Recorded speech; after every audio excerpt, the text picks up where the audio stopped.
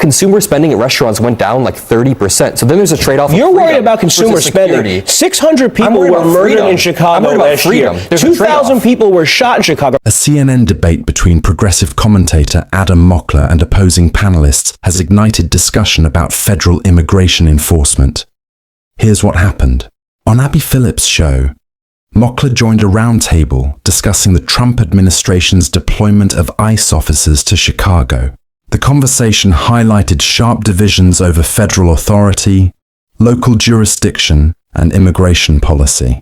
The debate featured contrasting perspectives on constitutional concerns, community impact, and enforcement strategies. Mockler challenged the administration's approach, while other panelists defended federal intervention in cities with different political priorities. This exchange reflects broader national tensions about immigration and federalism. What's your take? Share your thoughts below and subscribe for more political analysis. Tonight, Donald Trump faces the most significant legal setback of his second term so far. In a major decision today, the Supreme Court has blocked the administration from deploying National Guard troops to Chicago to protect ICE agents. In its order, the majority wrote, at this preliminary stage, the government has failed to identify a source of authority that would allow the military to execute the laws in Illinois. The president has not invoked a statute that provides an exception to the Posse Comitatus Act. In other words, no insurrection act. Yeah. No insurrection act here, so you can't put the military on the ground. So this is a major setback to the president's effort to deploy the National Guard around the country. The law that Donald Trump used to send the National Guard into Illinois said that the president can call up the National Guard if he's unable with regular forces to execute federal laws. Now, oddly, both parties originally agreed that regular forces mean the cops, FBI, DEA, ICE, that kind of thing. The Supreme Court, though, then on its own said, well, could regular forces mean something different? Could it mean the military?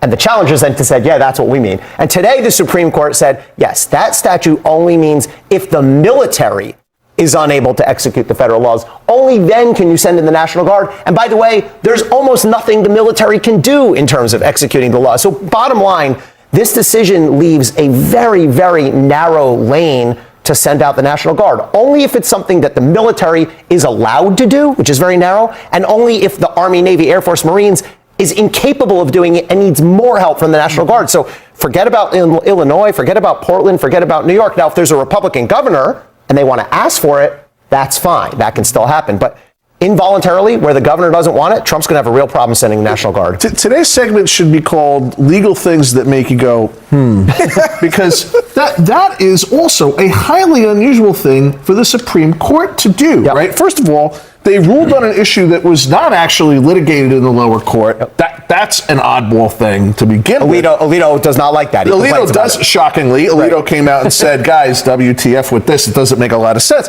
And secondarily, the notion that they actually said the quiet part out loud, well, you can't send the National Guard, but Mr. President, you can send in the Marines. That's really, really curious. But there's a but to that, which is there's very little the Marines can do. Let's ask a Marine; they'll tell you that for sure. One quick, insertion here for the other folks at the panel. The talk of the Supreme Court has been they're just giving Donald Trump whatever he wants. This ruling seems to suggest that, at least on some things, they are not. That's right. Is that right? Yeah, that's exactly right. Maybe there is something called the rule of law. Congratulations for Chicago. I mean, Illinois pushing back. As a veteran, I said here and many other places that the National Guard had no business on the ground with civilians. And we see that with the recent death of the young lady in D.C. The guardswoman. The guardswoman in D.C. This was never something that needed to happen. This was all about, creating political conversation around it. Yes, there needs to be something done with crime, Joe, because I know you're going there next. I know the talking point, because you guys always say, what about Chicago? You're kind of predictable with it. You nailed what I was going to say. Yeah, so yes, there needs to be something done with crime. But this was just not the way. It was unnecessary. It was not any type of long-term stability on actually reducing crime by investing the resources that the mayor hasn't been doing in Chicago. So I'm pleased to see. But also the ICE bit of it, ICE agents coming into a city, it causes uproar and protest. And protest, by the way, not illegal in this country. the Trump's response to that is that we want to bring in the troops. And I think that that is the other part of this that is part of the conversation, is that the Supreme Court seems to be saying that's not enough to just send in troops just because there are protests against the federal officials enforcing. Protests aren't illegal, but violent protests are. Sure, but I mean, ICE has always been in cities. But let's be honest that the degree of violence is something that I think it matters, right? Like throwing a few rocks is not the same thing as a violent protest that would result in the military showing up on the ground. Anyone throw rocks at our officers. Nobody, nobody wants Chicago officials, rocks by the way, being thrown. But can it be handled in none of other the Chicago ways? officials, after they did a victory lap with the Supreme Court win today, none of them explained to us how they would actually guarantee the safety of ICE officers doing their lawful duties and making arrests and deporting people. Right? That is a lawful duty that ICE is doing. No one is debating that in the Supreme Court case.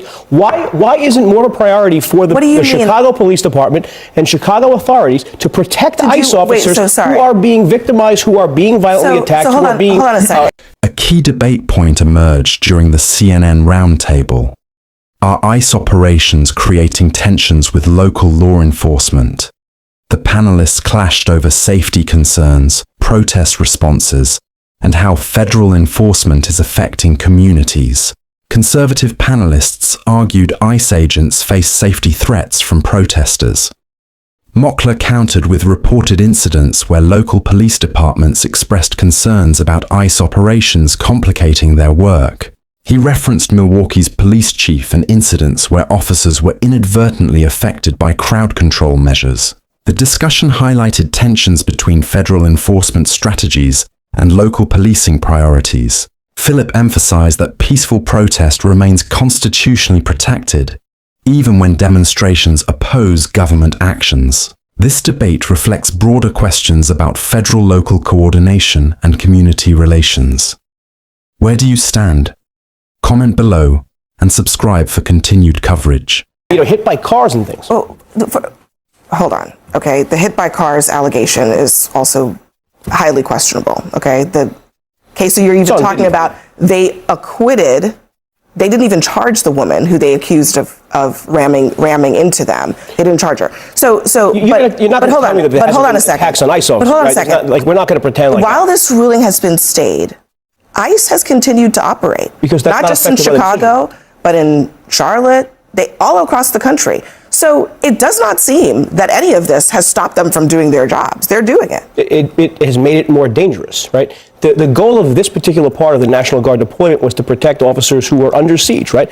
These are officers who always operated, by the way, even during the Biden administration, they operated in cities. But now that Trump's the president, now that they're enforcing the laws, suddenly they're under attack by these so-called nonviolent protesters. I live in Chicago, and I've been to the protests at the Broadview Detention Center. The use of force from Trump was disproportionate. End of story. Like, it was just incredibly disproportionate. And when you poll people in Chicago, the majority of them say they do not want the National Guard. They do not want troops mobilized. Now, people will say that this lowered crime, but yeah, when you mobilize the military into the streets, of course crime is going to be lowered. When you look at D.C., consumer spending at restaurants went down like 30%. So then there's a trade-off. You're worried about consumer spending. 600 people were murdered in Chicago last year. 2,000 people were shot in Chicago. You're worried about consumer spending. 25,000 victims of violent crimes in Chicago. That's not what the National Guard was supposed to be doing. The National Guard, well, Trump did deploy National Guard in other cities for public safety. Chicago back in 2021. Did you protest against the 2,000 people who were shot? Did you protest about that's awful. So why didn't you do a protest? Let me finish. Chicago back in 2021. Why are you more concerned about the consumer public safety, consumer spending, rather than public safety? Chicago back in 2021 had a program where they stopped guns. Do you think people would spend more money if they were less likely to get shot? Hold on a second. Hold on a second. You asked him a question. Let him answer the question. The majority of illegal guns in Chicago, I live there, come across state lines from Indiana. So there are ways to minimize crime and minimize shootings. How's that working? It's by having federal troops, or not federal troops, federal agents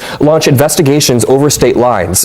Sending troops is a temporary, expensive, and not a good long-term solution. So you think that less people would go out to dinner more if they were less likely to get shot? Ellie, Trump just today, shortly after this ruling, then turns around and deploys 350 National Guard members to New Orleans. Right. What happens now? Well, so I think he's found a sort of way to thread the needle here, right? If you are invited in by a governor, Louisiana has a Republican governor, then you can send in the troops, right? So that is a way to work around this. What he's not going to be able to do is send troops, for the most part, given this ruling, into into states that have Democratic governors. So any plans for Portland, Oregon, for New York, for and to Illinois. use troops from other states, because one of the things Right. they were trying to do is to Texas troops, Yeah. send them But- to well, Illinois. And there's that also, kind of thing. really importantly, there's always that restriction, though, all right, except for in the direst of emergencies. This is posse comitatus, to use the, I guess, Latin phrase, that military troops cannot perform civilian law enforcement functions. There's a strict wall there between those two functions. Well, and there's a question as to whether or not they were being That directed was in to dispute. perform Yep. a civilian law enforcement function. If they're protecting federal agents, that is not per se, ipso facto, a civilian law enforcement activity. I think that wasn't ruled on either, was it? That was not in this, right? Okay, but they won't be sending troops into Republican states, because that would mean you would have to acknowledge what? They That it's are. crime. There is crime. In New Orleans, it's a crime problem. Governor Levy was but that's just open because about of the it. city. What I'm saying Governor is, Hochul was open about it. Here, she put the National Guard on subways, and it worked well. It was what a I'm highlight saying of her is, Joe. administration. What I'm saying is, Joe. You guys have been saying, "What about Chicago? What about Chicago? What about Chicago?" And it failed. You guys lost. You lost the Illinois argument. Did it work in New York? You lost the Say it with me. You lost the case in Illinois. That's it. That's The all I want you to say. victims are the people because who you guys lose, have been though. writing. There's 600 no, you're right. people who were You're killed. right. And the answer to 2,000 our people who protests were about shot. people who are getting. Thank you for having me, Ellie Abby. Koenig, our legal sage. Thank you very much for being Appreciate here. Next. The CNN roundtable revealed deeper questions about Supreme Court jurisprudence and on-the-ground realities in cities with federal operations. The panelists offered sharply different interpretations of what's actually happening. Phillip noted the Supreme Court hasn't consistently ruled in favor of administration policies. Mockler, a Chicago resident, challenged claims about widespread violence against ICE agents, citing reports of National Guard members performing routine tasks like sanitation work. He argued this contradicts narratives of constant security threats. Conservative panelists maintained their position on safety concerns. The exchange highlighted a recurring dynamic: local residents versus national commentators, offering competing accounts of conditions in affected cities. Who has the more accurate picture? Those living in these cities or outside observers?